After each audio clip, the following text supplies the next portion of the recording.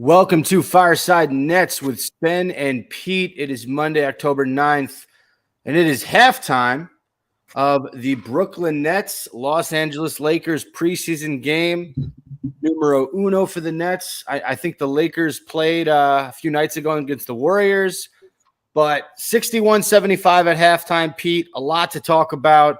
What are we getting into first? A lot of ways we can go here, but I think there's one storyline that we'll probably want to start with.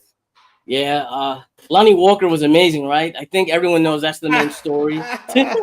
The question, Pete, is he back?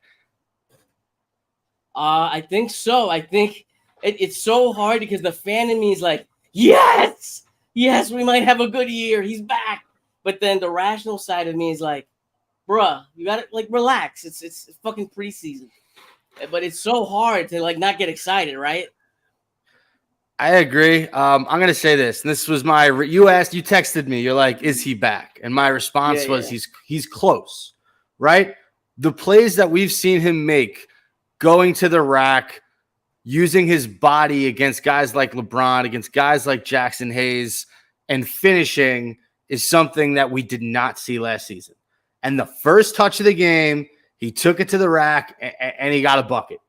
And everyone went nuts. Now, he hasn't played a ton.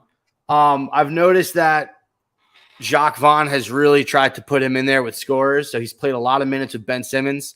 I forgot who's calling this game, but they made it a point to say that Ben Simmons hadn't played without Cam Thomas until that last stretch in the second quarter. I thought that was interesting. Look, we've seen a few layups. We've seen one thunderous dunk, which was awesome. That was like, okay, his athleticism is back. We did see a sloppy turnover on a fast break that, he got a little too fancy with it. There was no right. He was doing some hot dog dribbling stuff and then threw it out of bounds. And we've seen, a mid-range miss. But you texted me. You said you were glad he shot that mid-range shot. Shows he's not nervous to take a shot like that. Is there anything else that we want to talk about with this dude, Ben Simmons? It's still early. But I kind of have two check marks with Ben, right? And I think every Nets fan should have two check marks with him. First, is he aggressive, right? Is he driving? Is he afraid to take the contact? We saw him get at least two and-ones, or is it one and one? I think he got two and-ones. Yeah, so you're happy to see that. But now the second question, which is going to take time, is can he do this over the season? Or is this just going to be a 2-week stretch, a month, 2 months stretch? That's my issue. I'm not gonna feed too much into the negative or positive, but man, the fan inside of me is so fucking happy. We have a chance. 10 points, 4 of 6 from the field, 2 of 4 from the free throw line. He's got 10 points at the half, 3 assists, 1 rebound, and 1 steal. Overall, the Nets aren't playing terribly. They started the game. I know you had missed a little bit of the start. But right away, Ben Simmons, Cam Thomas, and Spencer Dinwiddie were the first 3 guys to score. Mikal got in there. He got a mid-range shot, and then Claxton eventually rounded it out. So I like that all 5 starters scored pretty quickly. You like to see that. Dinwiddie off the ball has been interesting. I thought that on offense he looked a little lost at times. But he ends up with 12 points, 4 of 5 from 3, 4 of 5 from the field, bailed out the Nets at the end of the shot clock on a few, 1 3 was off the dribble, and then 2 threes were off the catch and shoot. And then he hit a huge 3 towards the end of the second quarter. What do we think about Dinwiddie playing off the ball this far, Pete? Yeah, it's nothing new. I told you. Nets fans, if you watch the show, I've told you, he's going to be good in the corners. He's going to be good on the catch and shoot. That seems to be his best shot. Everyone says, oh, it's ISO. Yes, he's one of the best players in isolation in basketball. But really, for the Nets, his role should be that corner guy, right? It should be CJ and him in the corner. I'm happy with how he played. Very interesting that Cam Thomas at the start in there. I've been kind of debating, do you start Cam? Do you start Spence? And then they start both. That was wild. What do you think? I had seen on Twitter that Darius Baisley had some run with the first unit. So I thought maybe he would start. I really like his game. I know he's only played 3 minutes and hasn't done much. I was surprised that Cam got the start. but I think that's Jacques Vaughn showing us what he's saying in the media, right? Cam's growing up. He's, he's complimenting him a ton. He's saying he's putting in the work, and none of that would mean anything if he didn't play. So I think the fact that, Cam Johnson obviously would be our fifth guy, the fact that we're throwing Cam Thomas in there, still Cam, just different last name, it's showing the trust that Vaughn has, in Cam Thomas. And I think that him and the Nets, they're going to give it one more go around to see if he can be that leader in this young Nets organization. Oh, absolutely. And fans have been clamoring for this for how long? And you know what? I've been one of the people kind of against it, and I got to take a little shit here, right? Looks like he played good, and my mind kind of my mind was kind of unlocked a little bit, seeing the possibilities of Ben and Cam playing together, Cam Thomas playing together. That was interesting. I don't know if I'd want to do that every night. Lakers are a big team, so we're kind of seeing there's going to be some struggles when you're going to be playing big teams, and maybe you don't want Cam at the shooting guard, but overall, I can't be mad at this, right? This guy's performing well, and if he performs well, he's playing well for my team, even if it is against my initial idea or whatever. So here's what you like, here's what you don't like. Cam Thomas, 9 points. He's our third leading scorer at halftime, 3 of 6 from the field, 1 of 3 from 3, 2 of 2 from the line. He's a minus 13. That's the worst on the team. Told you. Defensively, him and Dinwiddie are not great defenders, but at least Dinwiddie has a little bit more size than Thomas, right? Or are they the same height? So Dinwiddie's he's 1 inch taller. Yeah, Dinwiddie's 6'6", and Cam Thomas, if I believe I am correct, is 6. Well, they have him listed as 6'3". I think he's 6'4". Oh. ESPN has him listed as 6'3". But you can see D'Lo got off to a ridiculous start, just hitting threes left and right. D'Angelo finished with 14 points at the end of the first half, 5 of 8 from the field, 4 of 5 from 3. He was just toying with Dinwiddie when Dinwiddie was on him. And that's something that, if the Nets are going to pride themselves on defense this year, they can't let up 75 points to a Lakers team. Yes, there's LeBron, there's AD, there's Austin Reeves. I am not someone who is really high on this Lakers team. I'm just not. I think that in the West, in my opinion, they're going to be the 4th or 5th best team.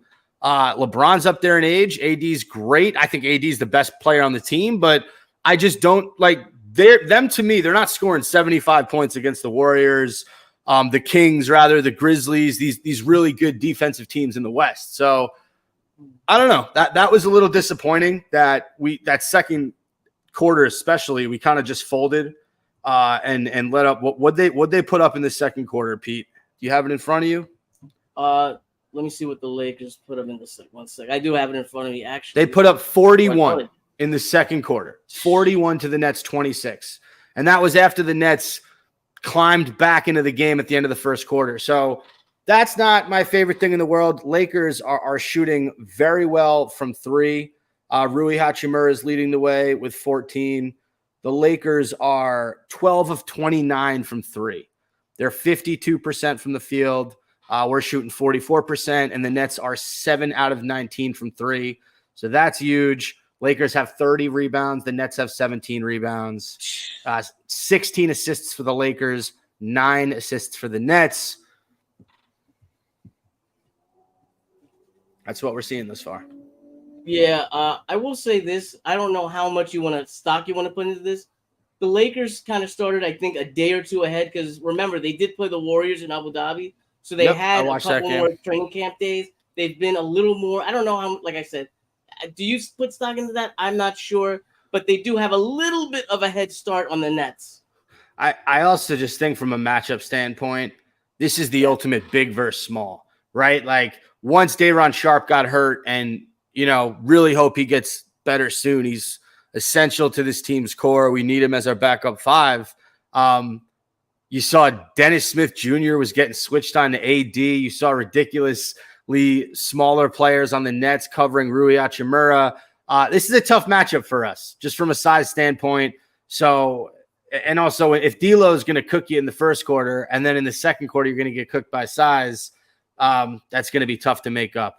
let's get to some of these guys, Pete, that have come off the bench. I was you know, gonna say, let me say one more thing. I'm sorry. Yeah. Let me say one more thing before you get to that. Are you concerned at all with the defense giving up the threes, the rebounding still being an issue? On defense, we see more of the same. Is that an issue, or is it still too early? I think defense is something that we're going to have to figure out in the beginning of the season. That's not really something you can simulate. Like the Nets can't simulate LeBron James and Anthony Davis. They just can't. So those are things that you're going to have to work out in the beginning of the season, and there are going to be struggles. It's not like this defense is going to come together, Pete, and stop the best offenses in the NBA. I don't expect that. What I expect is over time, Mikal, Ben Simmons, Spencer Dinwiddie, all these guys, they're going to figure out their identity defensively having Ben back, because that's the different variable, right? Last season, without Ben, they were, a hustle team. They were an irritant, but they were missing that key piece. And if you can have Ben, Claxton, and Mikal playing great defense each night, that can make up for guys like Cam Thomas and Spencer Dinwiddie who are not known for their defensive prowess. Yeah, I think you're wrong with that. I think if this team is going to be successful, even if Ben is good, they're going to need to be a top 5 defense in my mind. But you are right. Yes, this is not going to happen tomorrow. Rome wasn't built in a day. It's going to take time, maybe even months. And sometimes you just see a team randomly just click at the right time. Maybe it'll happen with the Nets. I'm not sure. But I'm good. I'm ready to go to the new guys. If you are. Also, keep in mind that once the season starts, you're going to have Cam Johnson in Cam Thomas's spot. Absolutely. So that's also going to give you size and versatility on defense. You're not going to be as small. At the end of the day, if Spencer Dinwiddie is your smallest player in that starting 5, that's pretty good. But the way you had to play Cam Thomas, and right away you were down in height. Only thing I want to touch on in the starting lineup, kind of wish Mikal Bridges touched the ball a little bit more. Me too. Every time he's touched it, he's looked to be aggressive, but I get Cam Thomas and Ben Simmons being aggressive out of the gate. Let's not forget this is Mikal Bridges' team. He needs to get at, he should be the guy with 12, 10 points. Right now he has 8. He's 2 of 7 from the field, but I look to see him touch the ball more in the third quarter. All right, let's get to this bench, Pete. Talk about which player you were most excited to see and why. This guy, I like this guy when they signed him. He was our priority, according to Sean Marks. Dennis Smith Jr. was very, very nice on defense. Obviously, there was a couple mismatches you mentioned with a couple switches. But I like the intensity. I just like the intensity. I like guys being pressured. He's up in people's faces. I don't know how many minutes did he even play. He didn't play that many minutes, but I did like what I saw. I have it in front of me. He played 7. There you go. Yeah.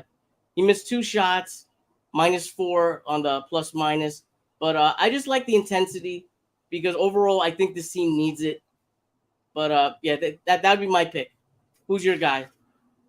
Before I get to my guy, I agree with you. His jumper is ugly. He has an ugly ass jumper. He missed a 3. I think he missed a midi.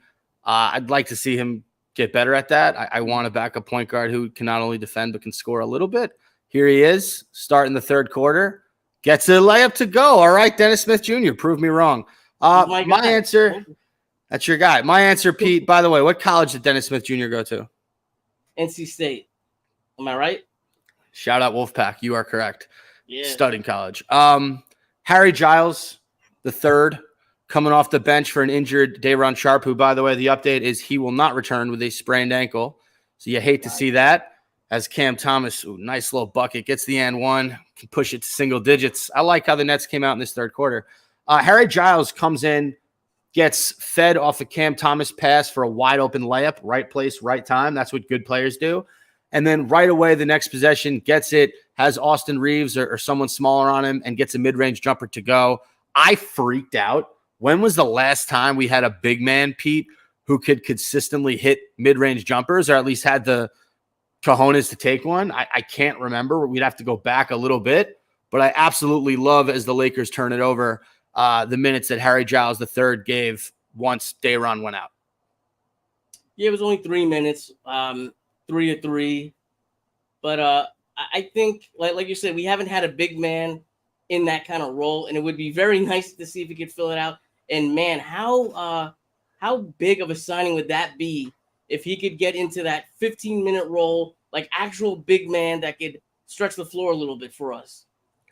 I'd love it. It'd be huge. I mean, just when you take Claxton out, you have to worry about Harry Giles' offensive game.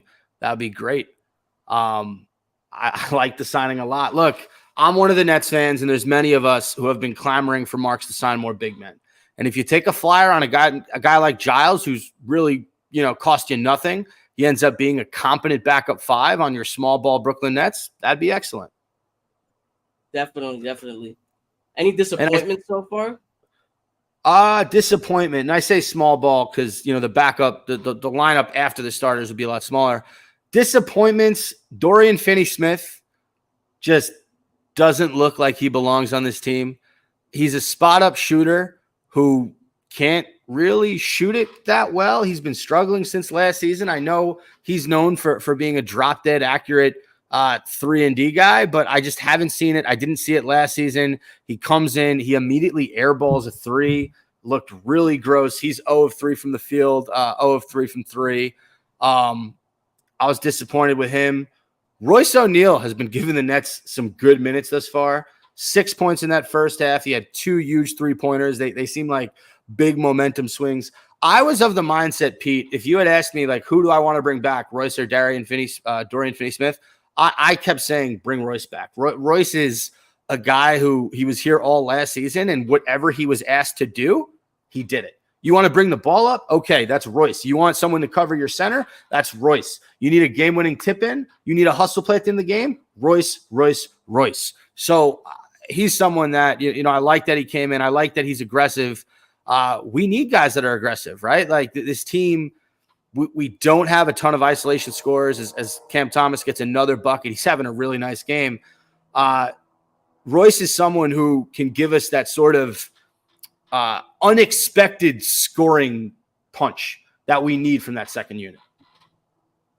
Absolutely. It's going to be really interesting how they stagger Ben and Spence.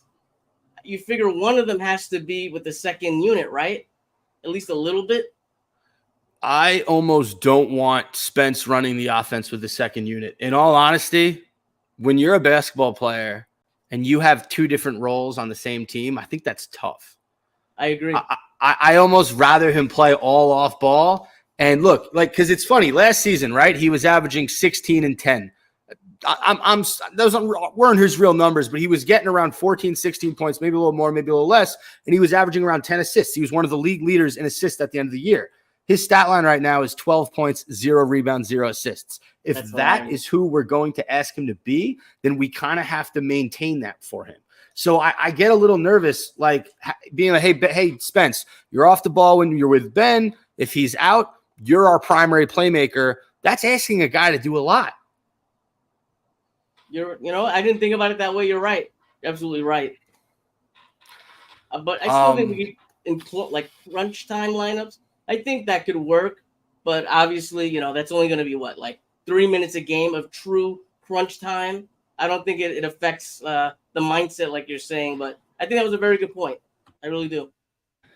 So Noah Clowney in the game now in the third quarter, the rookie getting his first look, and he immediately bobbles a pass, leads to a Nets turnover and a Lakers Taurean Prince 3 at the other end. Boy, Pete, the former Nets that are currently Lakers, Taurean Prince and D'Angelo Russell, they have a combined 24 points against the Nets. Yeah. Noah Clowney, bucket. I got to rewind that. I think you're a little ahead of me. Oh, okay. But that's kind of just how it is, though. I'm always a little ahead of you. Yeah, of course. Yeah. Piece of shit. Yeah. but yeah, man. Clowney is not ready. I think Clowney's gonna have a lot of G League time, like we've been saying. But I'm really interested to see how many minutes he gets in the next preseason games coming up, and I want to see some flash. Right, you want to have something to kind of hold on to. say like this guy's not a bust. He did this in this preseason game, or you can see the flashes. Right now, I haven't watched too much right now. He hasn't just got in. I haven't seen too many flashes coming up in the future, or any flashes from from Summer League. So his one bucket, it was an offensive rebound, a little putback, used his body.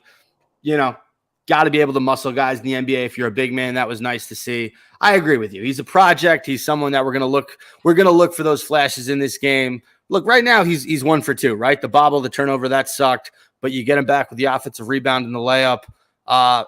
Do we know if Jalen Wilson is activated for this game? He is, right? Watford, Wilson. Sure. I think they are. You look at the Nets doing a full court press a little bit. Oh, that was I like interesting. this. I like that. Have we missed anybody who's gotten in this game? Baisley's barely played, but he had a rejection on, I think it was Gabe Vincent, and I really like his size. And I think he's someone who, I texted you this, I think he might be able to kind of steal Dorian Finney-Smith's minutes. If Smith continues to struggle, Baisley's taller than him. He's younger than him. He's someone who can come in. Oh, God. There are a few things that are automatic in this world. Getting old, getting less athletic as you get older, and Cam Thomas mid-range jump shots. He's deadly from the mid-range, Pete. Yeah. I kind of wanted Dorian Finney-Smith to be as kind of the starter coming into this year. If we had to lose a CJ or he made some whatever move, I definitely wanted him ahead of Royce. And I feel like I got to change my mind on that. I wonder if Dorian Finney-Smith keeps on playing like this, did we miss an opportunity to get like a first rounder or a couple first rounders? I'm not sure.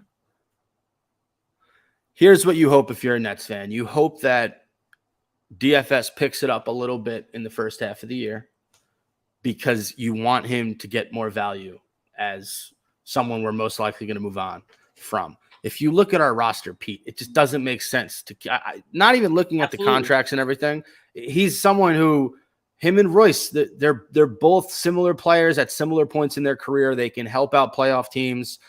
I look at the moves that we made, and we got guys in a Darius Baisley and a Harry Giles who should be able to steal minutes from Dorian Finney-Smith, in comparison to Royce O'Neal, who gets guard minutes, who can play, a guard role with Dennis Smith Jr. off the bench or Lonnie Walker or someone like that.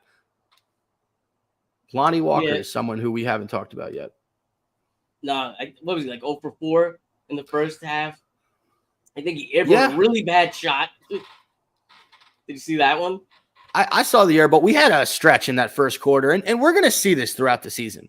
The Nets are not going to consistently put up 120 a game. They're just not built that way. So we are going to see offensive lulls. But there was a moment where he had an air ball. Royce O'Neal had an ugly looking shot. DFS had an air ball. We had a few air balls in a row there. I like the fact that Lonnie Walker is aggressive. He's someone who I think we could have used last year in those second units. He's even though he's 0 for 4, he's still going to shoot. He's still going to look for his shot. Look, this is a team that he was on last year. Obviously, some jitters there. That's okay. Sometimes guys use that to their advantage. Sometimes they don't. But I'm not worried about him. Just looking at the way him and Dennis Smith Jr. play, they can be a very, very cool backcourt off the bench if those two guys play together. Defensively, they're both pretty sound, and offensively, Lonnie can put it up from mid-range and 3. Dennis can sort of get it in the paint a little bit more. I agree. I definitely agree. And going back to Baisley, he's only 23 years old. He started when he was 20. He started getting games with OKC starting 20, 21, started 55 games, 21, 22, started 53 games, 69 games in total. And last year, he only played 43 games. He was traded from OKC, went to Phoenix. After the KD trade, didn't get any time really. But very interesting. 20 of 53 from 3. That's 37%. Imagine if this guy could play good defense, which he's known for, does, and could shoot 35% from 3. Ooh, he's someone who could be huge. That would be huge, right? Very interesting. He can be a good player. Cam Thomas has just tied the game at 82. Now this is the defense that I was talking about. They have limited the Lakers to 9 second quarter points, I believe, right? They had 71 at the half. So they've limited them to 9 second quarter points, as I think it was that Austin Reeves drills a 3. So now, yeah. So, but Nets are playing some really good. Oh, wow. Heat check. Who was that? Was that Cam? Oh, man, we're having a little bit of a scoring battle between Austin Reeves and Cam Thomas. Let's see this Just like shot. they threw it up. Bang. I was ice in his veins, Cam. Look, he is the forgotten guy. We have, the Nets Discord. It's Ben Simmons. Is he going to be back? It's Mikal and Cam Johnson. How good are they?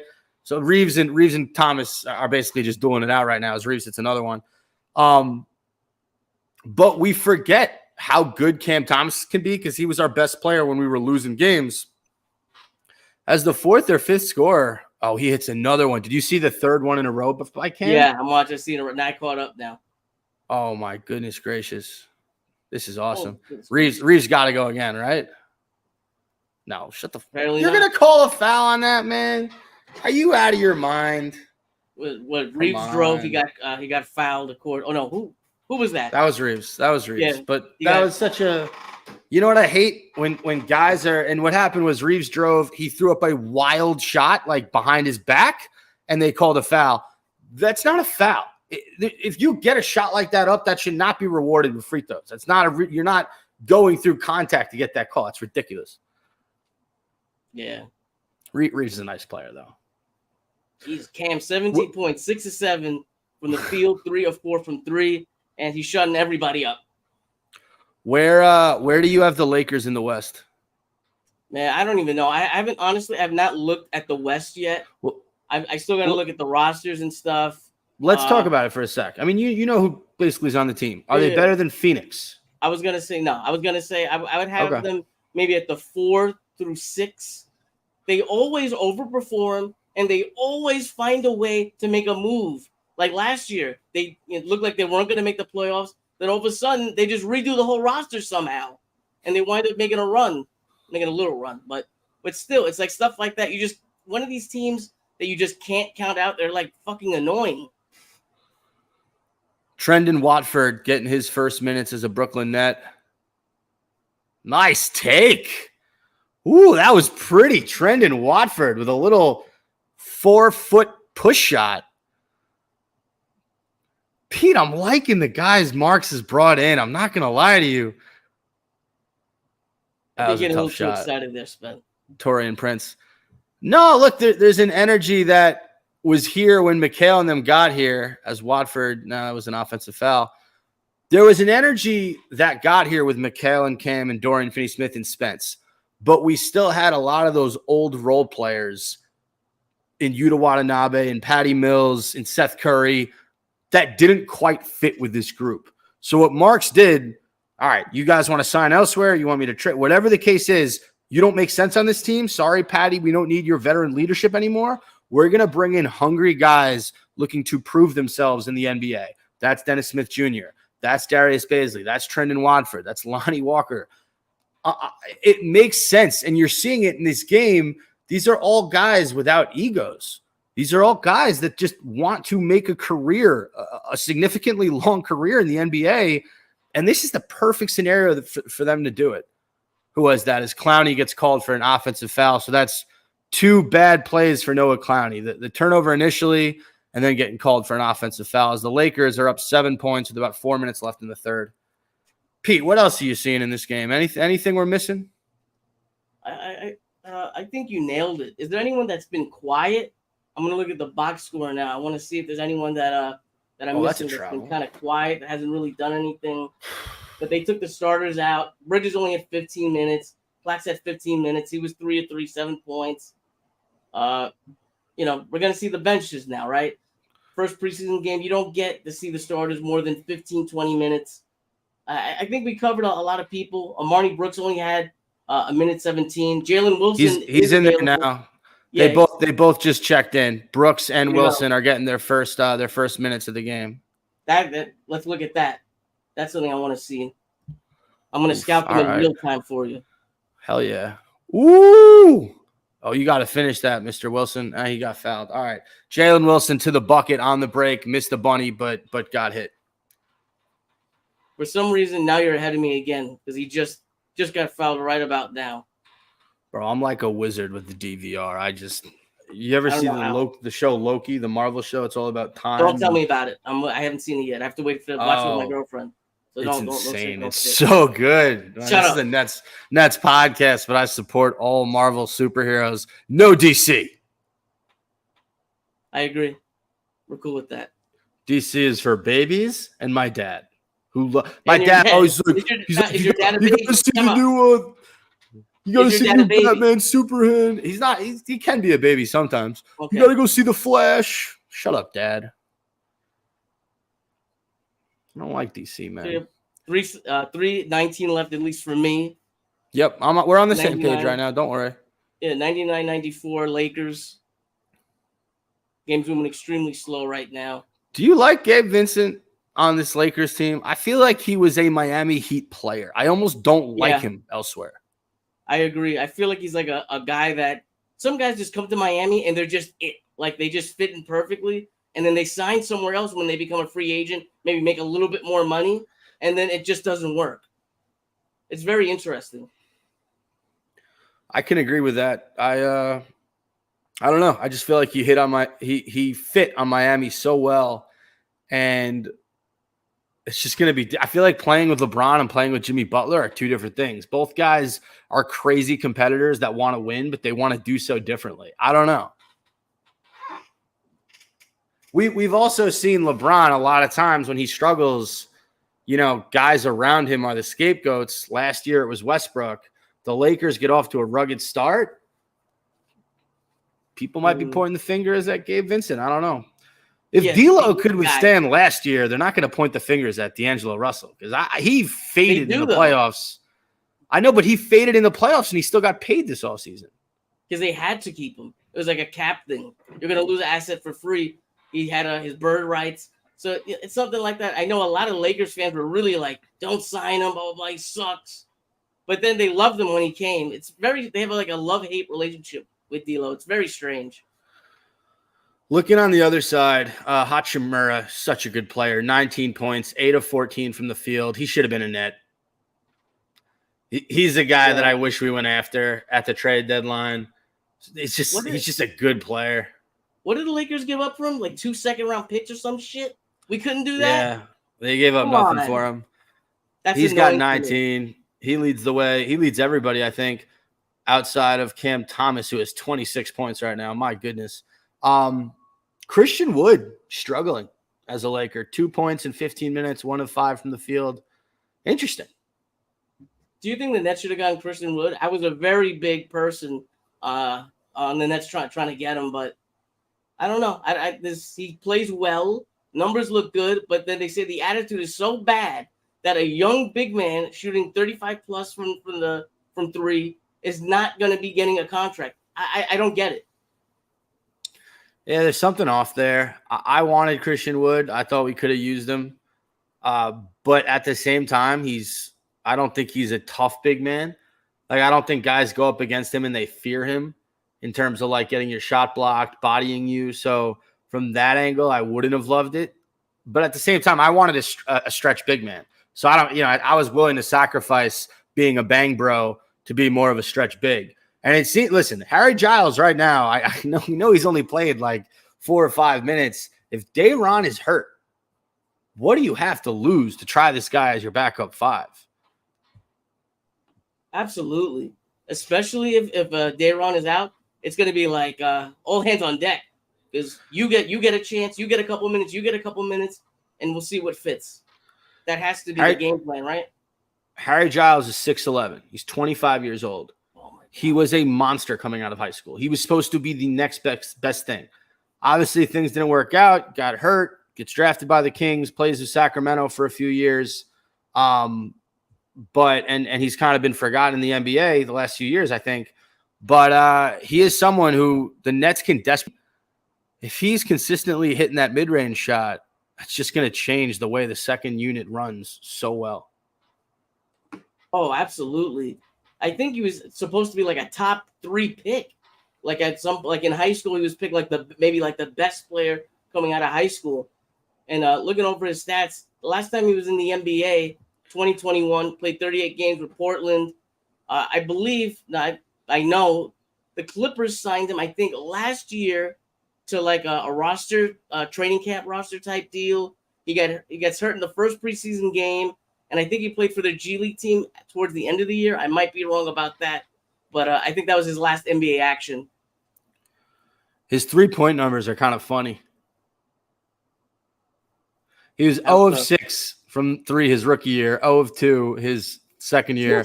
And the third year in Portland, he was 8 of 23 for 34.8%. So not a guy that's going to stretch the floor. But if he gives you a little mid-range shot, that's a lot more than any Christian, who's number 35 in the Lakers. Yeah, Christian Wood just got bailed out with a soft foul call, man. Yeah, I got to say, Pete, the way the Nets have come to play defense in this third quarter, I know it's not the starters. I don't necessarily care. They've been really giving it to the Lakers. No, I'm happy it's not the starters because I want to see the bench playing defense out there, right? Yeah, they keep the camera keeps panning to Cam Johnson. He looks excited, man. I'm excited to see him out there too. You mean Cam Thomas? No, Cam Johnson. Oh, there he is. Yeah, I've seen. I have like 5 windows open looking at stats. So I'm all over the place. All right, we got ourselves a ball game. And by the way, for everyone listening, we're going to stop recording at the end of the third quarter so everyone can go enjoy the fourth quarter because this looks to be a game. I did want to point out, I'd like to see Claxton. They were talking in the offseason about Claxton spacing the floor a little bit. I don't want him shooting threes, but I'd like to see him in that mid-range a little bit. His 2 field goals, and I believe he only has, 2 field goals, right? 3 of 3 from the field for 7 points. All his buckets were near the cup. 2 were hook shots, and I think the last one was a push shot that he banked in. But I would like to see Claxton take a mid-range shot every once and again. My issue, and obviously this is Nets fans' biggest fear, is with him and Simmons, the floor just shrinks offensively. Because if one of them's next to the basket and the other one drives, it's going to get congested. It's going to make it hard for both guys to score. I would like to see Claxton run out a little bit to that baseline and hit that 8 to 10 footer. Listen, I want him to take the 3 just because if he can shoot anything close to 30%, 32%, it's just going to open up the floor that much more. And it's going to be something that other teams have to at least look out for. You can't have a big man leaving Claxton all alone. Maybe that helps the rebounding then, right? You have a better chance of getting offensive rebound if the other team's center has to cover Claxton at 3. If Ben's playing, right, his man's going to sag off him a little bit. Having Clax in the corner, maybe, that helps. The opposing other center can't just wait for Ben to drive by. It's either going to have to be that or it's going to be Ben Simmons picks up a set 3-point shot. And which one's more likely? Yeah. But, right.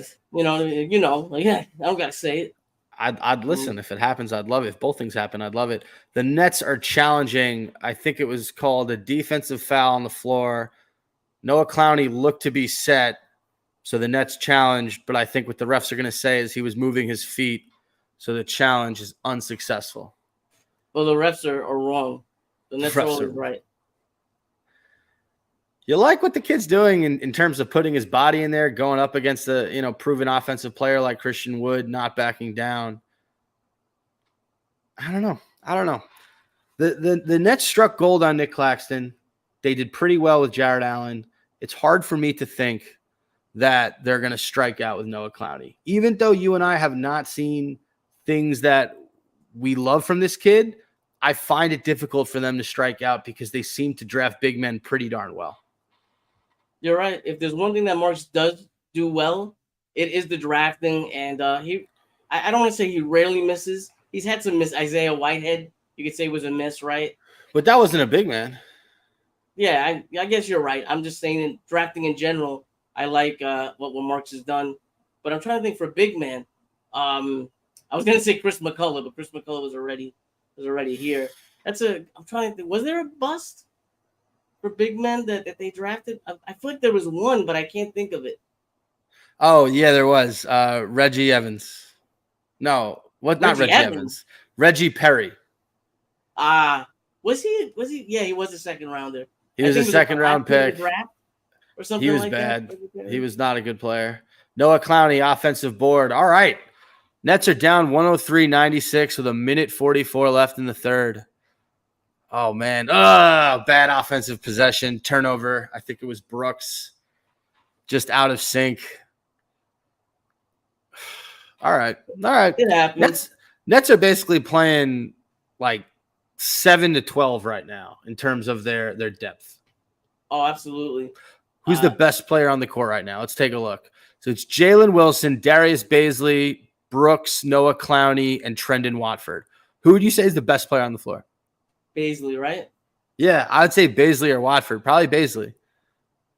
Watford is like more of a solid player, but a lower ceiling. I was talking to a couple Blazers podcasts, and that's what they said. Like, listen, this guy's solid. They wanted him back, but it's more of a lower ceiling guy sort of thing. I think that's fair. Who just hit? So Armani Brooks hit a 3, but then Christian Woods just bullying everyone. He goes down the lane for 2 and the foul. I guess Christian Wood heard me talking trash about him because he's just killing the Nets right now. He's roasting. He's only 6'9", Christian Wood. How old is he? What, like he's still mad young. He's 28. Yeah, he's prime age, man. Damn, I wish we signed him. Yeah, but the fact that he's 6'9", he looks a lot bigger than 6'9". He has a big frame, I think. That's what it is. Jalen Wilson for 3. It didn't look pretty. That was a gross-looking miss. That's the one area he has to get better at, right? The 3, Jalen Wilson. He was not a great three-point shooter in college. I think it was last year he did well. But before that, okay. It was I like Jalen Wilson. I think he's going to get minutes eventually. I'm really excited to see him the next preseason game. I want to see Clowney more. Obviously, we want to see the starters. Is there anyone you want to see the next couple preseason games as we wrap up? Trendon Watford to the lane for 2 plus the foul. He took your ceiling. He raised that motherfucker. That's okay. That was a nice play. Is there anyone I want to see? I mean, he's hurt right now, but I want to see Whitehead. I want to see Derek Whitehead. They said he's doing one-on-ones. He's not quite at 5-on-5 yet, but he's getting there. He is a guy he's a scorer, man. Like, he can score the basketball. Talk about lulls offensively for the Brooklyn Nets in that second unit. He can come in and give you buckets. If you have a guy like him and then you have a Royce O'Neal in that second unit, those are 2 guys that can score the basketball. You surround them with just Dennis Smith Jr., Lonnie Walker, another scorer, Darius Bazley, defense, Watford, defense, as the Lakers hit a 3. Oh, man, the Lakers have just shot the ball very well from beyond the arc. So the final score at the third is 110-102. As I think that was Christie with the 3, Max Christie. I'm excited to see Derek Whitehead. That's the guy that, when we had the capper on, he raved about. Yeah. That's a guy I want to see. That's fair. So overall, obviously this is just the third quarter. Are you laughing at me? You always laugh at me. I feel like you're laughing at me sometimes. Bastard. I'm not laughing at you. I'm laughing. He's laughing at me. I'm laughing at this is probably our first live Nets game, so I'm loving it. The laughter's genuinely happy. Okay, bastard. I don't know if I trust you, but whatever. I was gonna say, kind of wrapping up. It's only been 3 quarters. What are your takes from the first 3 quarters? What are your story tomorrow at the water cooler? What are you talking about? Your 3-4 main points. I'll give you 3. All right. Number 1. Okay. What we saw from Ben Simmons tonight is extremely promising. It was one of the most debated topics in Nets Discord. Is Ben Simmons going to be a shell of himself, or is he actually going to be good like everyone in the Nets Twitter sphere has said he will be. Well, not in the Nets Twitter sphere, but in the Nets organization, he's working hard. He's this, he's that. What we saw today was great. Number 2, what we saw from the rest of the starters, not named McHale and Cam. So I'm talking Dinwiddie and Cam Thomas, those 2 guys. It looks like they're sort of okay with their adjusted roles. Dinwiddie, without the ball, the catch and shoot, had 12 points on 4 3-pointers. Like I said, no assists early in the episode. That was interesting to see, but he did a good job there. And then Cam Thomas, hey, you want to start? Okay, go the fuck off, Cam Thomas. 26 points for him. So, those 2 things. And then if I had to pick a third thing, I would just say the athleticism on this team, it was evident tonight. Maybe we weren't as big as the Lakers, right? We couldn't really stop Anthony Davis. We couldn't stop Hachimura. Wood had a nice third quarter there. That's fine. We're not going to beat people with our size. But we're going to piss the shit out of the teams with the way we hustle, the way we go after loose balls, the way we defend. You saw Dennis Smith Jr. You talked about it. Whoever he was D'ing up, he was D'ing him up right past half court. He was in LeBron's face a few times. There is an intensity defensively that we just did not have last season and we did not see. And this is one of the most athletic Nets teams I can remember in recent memory. Oh, absolutely. From my 3, obviously Ben and Cam. I'm not gonna. You talked about it, right? I'm not gonna hit the nail on the head or whatever the phrase is. Tremendous game by Cam. What, he missed like 2-3 shots. Ben, you're just happy to see him play and play freely, not nervous about taking hits, going to the line. And I think that maybe that's the biggest story of everything. But the last thing I'm going to say is the defense and the rebounding still being an issue.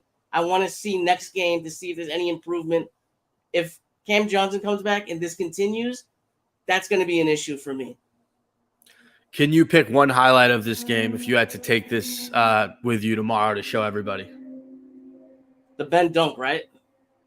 It's got to be, right? You kind of have to. Yeah, some of those Dinwiddie threes were insane. The several shot clock bailouts he had. I was going to say that, but I didn't want to be a homer. No, and then some of the yeah, I mean, Dinwiddie's your boy. And then some of the Cam Thomas shots were insane. But yeah, it's got to be the Ben Simmons throwing it down, intensity, ferociousness. I just want a 3. Here we go. Watford in the lane. Ugh. All right, Watford gets fouled. Watford's been taking it to the rack. He hasn't really been able to finish, but he's been going strong. So good for him. All right, Pete, that does it for this week's episode of Fireside Nets with Spen and Pete. Any final words for the listeners?